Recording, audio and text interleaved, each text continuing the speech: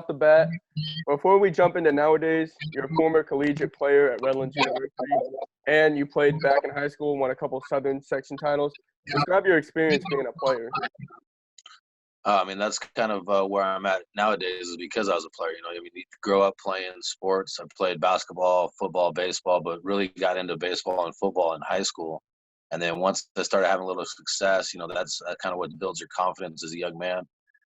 Football kind of did that, right? As a sophomore, I played both quarterback and safety, and then junior year, senior year, and then I was able to go play on in college and beyond. So, I mean, that playing experience, I think, is why I coach and why I love the game so much, man. And if anytime you play the game, that competition, the things that it's about, the camaraderie, I think all those things are built in that you don't really know as a young kid until you're older. So I think that experience is why I've kind of got to where I'm at now.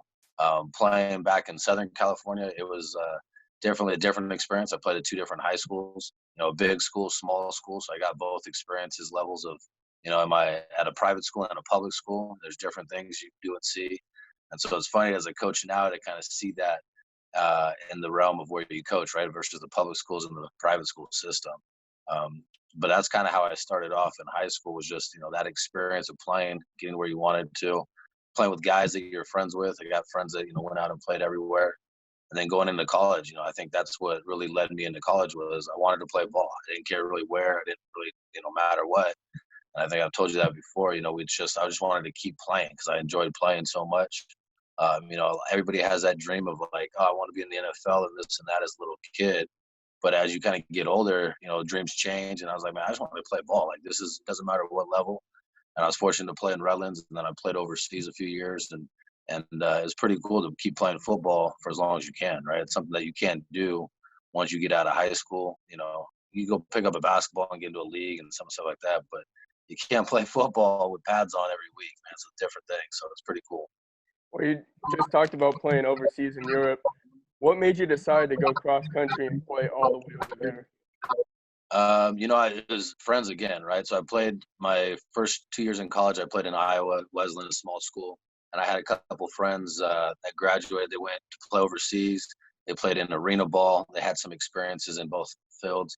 So it was kind of led me to that, right? I wanted to play. I went and finished up at the University of Redlands.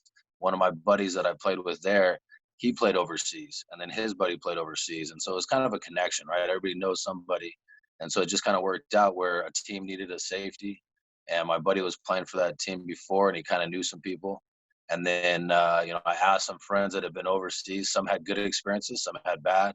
But at the end of the day, it was like a decision like, hey, when are you going to get a chance to go overseas and get paid to play a game you love? And the other part is there's no guarantee that I was going to keep playing over here, right? There were some arenas tryouts and some things. But the idea of going overseas, seeing Europe, something that, I never would experience unless, I got a lot of cash to do or had that opportunity. So I think that's kind of what led me to it, was still wanting to play ball, that little kid dream, but also getting up to going to Europe and seeing something that you haven't seen, right? I've been across the country, seen, some Canada, Mexico, but that life experience is pretty cool. Well, you finally hung up the cleats and moved to coaching. Why did you want to jump into coaching and stay in football? I think about midway through college, I changed my major. I was doing business. I was doing some other stuff. And I kind of realized that, football was a passion. Coaching was a passion. I'd coached when I was younger, going through high school, coaching my little brother's teams and helping my dad out and helping my family out. I had my uncles coach and my grandparents. They all kind of did youth sports. And then as I got into college and playing, some of my relatives started coaching a little bit more. And I think I realized, like, man, that path, if you want to be involved in sports, you could be involved in different ways, like yourself or marketing, doing other things. And I think my passion was playing and coaching and be involved in that day-to-day activity still. So I think that's kind of where I shaped it up, was in the middle of, college sometime, of going like, man, do I really want to go down this path or that path? And then a few friends were coaching things, and that's kind of how it led me to that situation. You jumped up to high school level over at Northgate, became a teacher, and started off as the defensive coordinator. What made you decide to go into the high school level? That was a tough decision. Like, as you come out, I was, tempted to go back to Europe. I was tempted to go to the collegiate level and coach with some smaller divisions.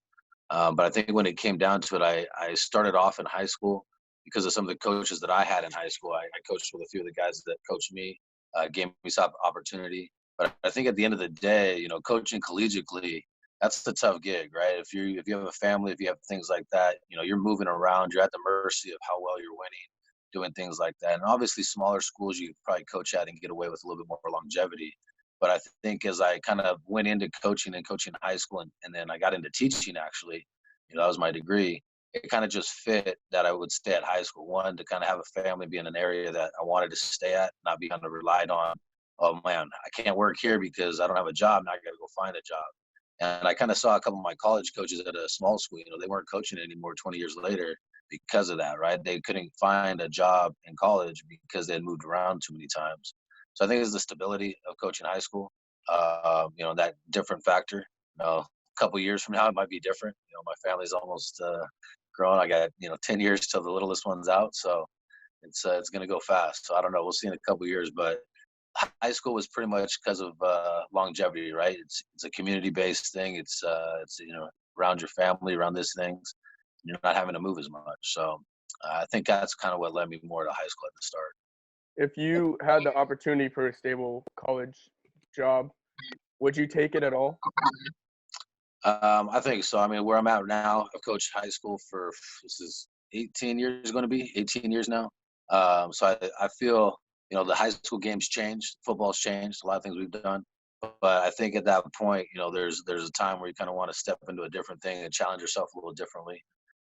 College level, it's not much different than high school, other than you're up another step, and you still got some of the same problems here and there on the field and off the field.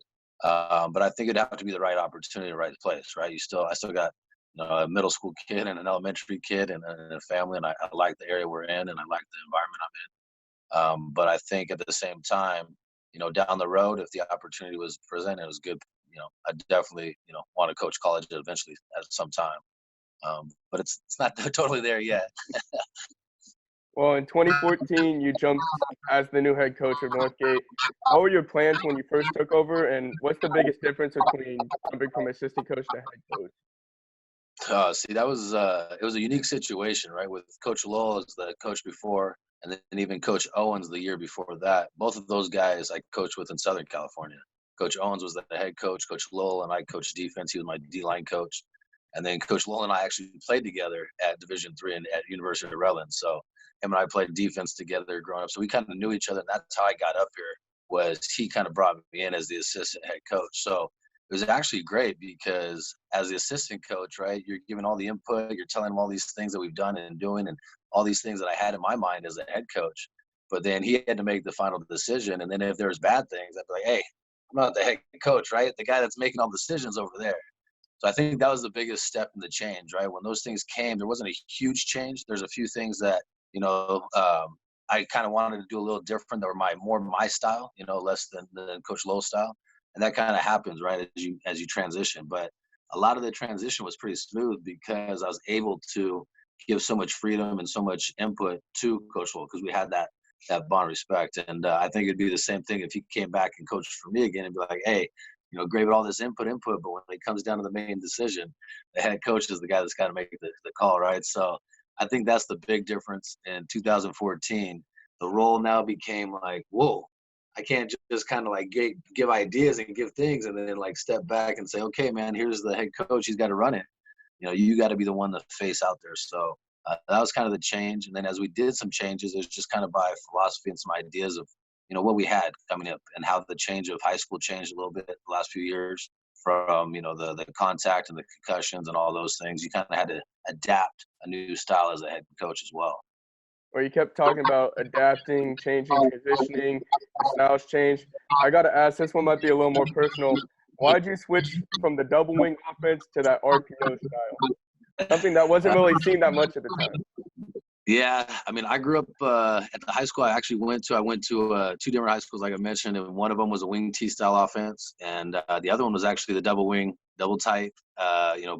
By Don Markham down in Southern California, ran it a lot in Bloomington and those places, and then obviously up here in Clovis and up here in Northern California, you had Tim Murphy running the the double wing, and now it's a variation, right? We're in the gun and we're doing all those things. And so it's funny. I grew up running that offense. We ran that offense in Southern California when I coached also down at Martin Luther King High School, and it was an offense that's a great offense for some undersized team, right? It's power. You get people there. You get guys in this position. You get guys going those spots. But not every high school has those kids every day, and especially in our area here. We're competing against De La Salle, Los Lomas, YB, College Park, all these teams in this small area, right? So you're getting some kids sometimes that aren't the biggest fullbacks, the biggest tight ends, the biggest tackles. And so the last few years when I transitioned, right, being a defensive guy, it's tough to stop the double wing. But if you got some horses sometimes and you got some guys that could lay it out, right, you could slow that double wing down. You could take the pounding. And if you have an offense that could compete against it, that's a tough game to win. So at the end of the day, I kind of looked at it as, what are we good at Northgate? What do we have? What type of kid do we have every day? And the type of kid we had wasn't just a kid that, could go in and have 300 pounds of lineman or a fullback that was pounding and hitting guys every time. And so we looked at some of the things that we could do on the option game, right? The option game, the veer. A couple of coaches that I grew up kind of talking with and knowing. Coach down in Bakersfield, Coach Gola. He actually coached right before I was at the University of Redlands. He's got a long success of running the veer and some of those things. And so we kind of looked at, if we took the fullback out and still ran a power game, how could we do that? And that's when the ROPs, RPOs started coming up, and those started really bouncing out on the college level. And I kind of looked at it like, man, if we took the fullback out of the game and we relied on our quarterback, because we usually have a pretty good athlete, we relied on our running backs, who we usually have quite a few guys that come through, and then a couple of tight ends or receivers, right? It's hard to find two really good tight ends out there. I think in the time that I've been at Northgate, I can mention a few of them, and I'll probably miss a couple of guys, but offhand, right, there's only a couple of guys that really stand out as solid tight end guys. And some of those tight end guys, since they're so good, why can't we just pop them out and stand them up a little bit and throw them the ball or get them into space against those guys that aren't as good? So, long story, I think it came down to what we were good at, right? What we were going to be better at as football was evolving as well, right? You had the concussions, you had the pounding, you had this and that. Northgate wasn't at a position to be like, oh, man, I just want to go out there and smash a head. I didn't have that type of kid, right? So you had to kind of create an offense that you're going to have success with. And I think our motto changed. We get the ball to guys that were playmakers for us, right? Get the ball in the guys' hands, let them make plays. Everybody's got a job to do on the field, and really exploit the defense. The defense from my side, the hard things to do on a defensive coordinator, right? Slowing down the offense by the tempo. You don't want them to dictate the tempo, and that no huddle offense does it. And then being responsible for everybody on the field, right? Having to cover all 11 guys on the field, or even the Fab Five guys that can catch the ball. Those old offenses, a double wing, man, I could bring one guy on the backside to cover that, that counter reverse, but everybody else just piping, right? Taking out guys and doing those things. So it also kind of got a little diluted in our area with, Coach Murph knowing it and having it down. A lot of guys were knowing how to defend the double wing. And at the end of the day, if you don't have the horses like CV did, the 300-pound, 360-pound average across the line, it makes it tough against some of the teams in our area that are really good teams, right? You got guys like I said, Los Lomas and College Park and Concord teams that have had some unbelievable athletes, some D1 athletes come through, some guys that are playing in in the pros and different levels. So at our school, how do you compete with that? And that's kind of where we went to, right? Was we'll compete with being more mental, more athletic, and taking our chances in our matchups. And it was a trip to learn. It kind of changed my thought process a little bit, So that's kind of how we got there now. And we're definitely every year kind of changing and evolving. Even this year, we're going to be looking a little different, a little less pulling, a little more vertical scheme, try to get into some more of those option route stuff. So it'll be interesting to see this year even. Well, since 2004, the Broncos have had 7 winning seasons, and you were the head coach for 4 of them. How were you able to create success early and consistently? I think that was the mindset we brought in. They could, like I said, man, you played for them, you've gone through the program, you've seen the other guys and their friends that have gone through it. It's a mindset, it's experience, right? It's experience that I learned playing through high school. What the coaches kind of I learned through them in high school, but also the college coaches I had.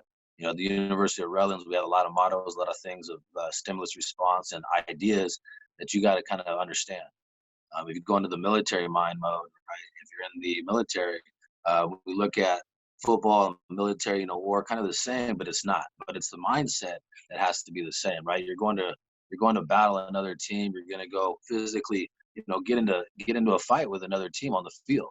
And as a group, if you've ever been in that situation, if you have a group that's bound together, they're mentally locked in, they're mentally tough, right? They got a lot of desire to get it done, that you're going to have a fighting chance to compete and go after teams. So I think that was the first thing is we really went at the mindset of, getting in the weight room, getting in the workout, working in the off season.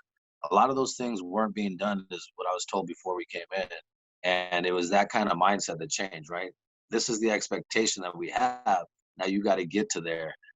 So really just setting those expectations and then watching the guys below them to start following them, right? Start following and say, man, that's what I want to do. I want to be. That's kind of what I think how we got that momentum started. Well, Northgate has become a blip on the radar now. You guys gone to Reno twice, LA, soon to be New Jersey if the season comes up.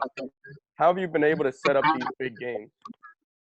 Yeah, unfortunately, the New Jersey game we had to postpone till this year. So if the season does come up, we had to fill that game because they have already changed their schedule no matter what happens.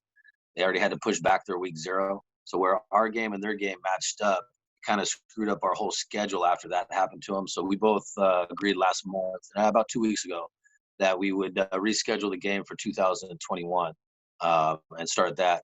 But going back to your question, as I was coaching, I coached track and I coached football, and just kind of, my experiences playing overseas for the Tyrolean Raiders, we were playing teams that didn't know us. And by putting yourself on the map, you had to go out and play teams and get yourself out there, exposure, and see things like that. And to get the game experience that we're having in Reno, going out to Southern California, and then trying to get out to New Jersey, I think that's also experience for the team and the guys, right? It's more than just playing football and having that experience of traveling and playing collegiately and having that type of environment really changes your mindset as you go through playing football and in life, right? Man, I got to experience this that I may not have as a collegiate player.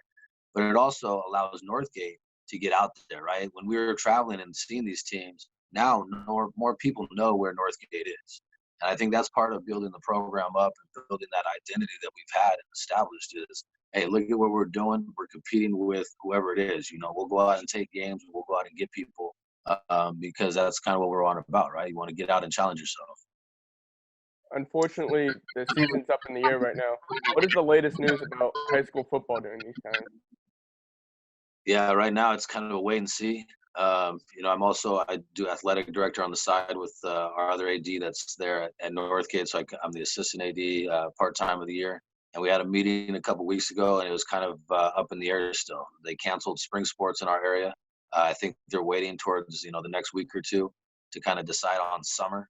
Once they decide on summer, then fall would follow. So, a lot of things that we're hearing nowadays about like, oh man, people are jumping to, I can't have fall already. We can't do this. In our area, they're just taking one season at a time, right? They ruled on spring season a couple weeks back, and they cut that all out.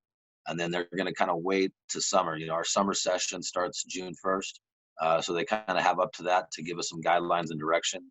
But it's kind of a wait and see ball game like everybody else in the United States. You're looking at the college level, the pro level, and then a lot of the things that they're saying, there's questions. Can we do that at a high school level? And if those are the things that have to be put in place, can we handle those and what schools can? So, I'm kind of sitting back like everybody else. I wish I had more info right now, and I think everybody wishes that. I send out meetings to my team and my parents. Weekly, biweekly meetings about what's going on right now, what we're doing, how we're kind of just moving ahead. And there's a lot of those questions that come up, like are we going to have a summer? Are there going to be games? Are we going to be this? And those are it's crazy how complex this really is.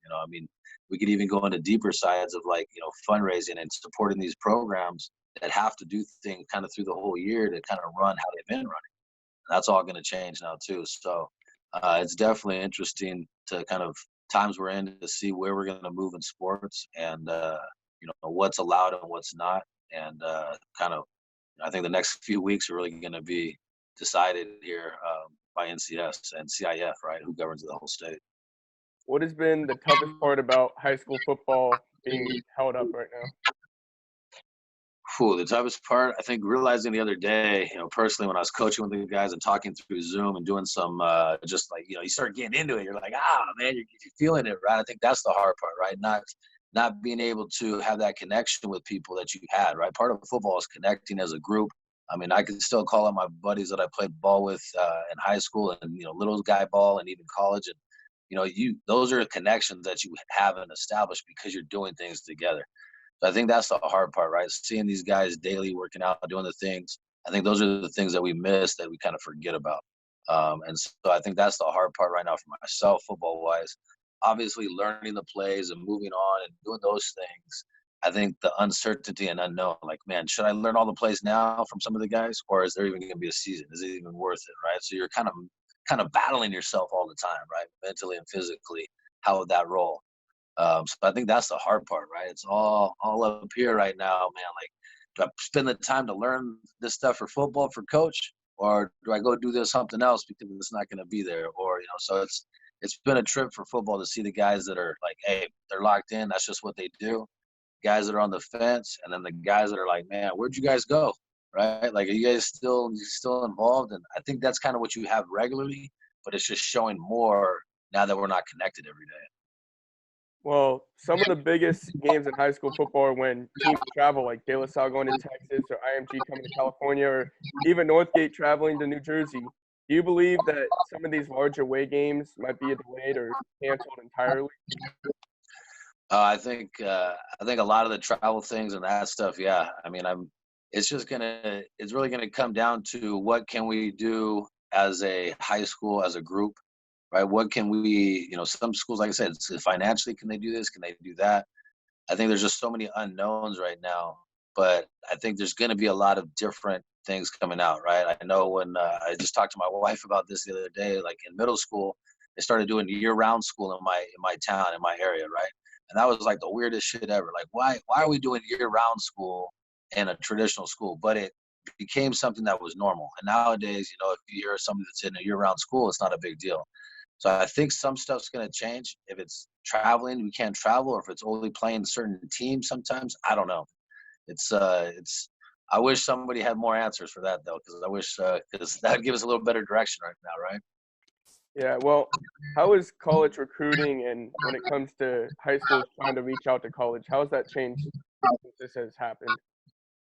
I mean, some of the restrictions that are already in place, they kind of had a guideline through as well. I think the hard part is they're not seeing them in spring ball. Like, a lot of times we got coaches coming in the spring just to kind of check on guys, get an idea about them as they come to their second season, their senior season.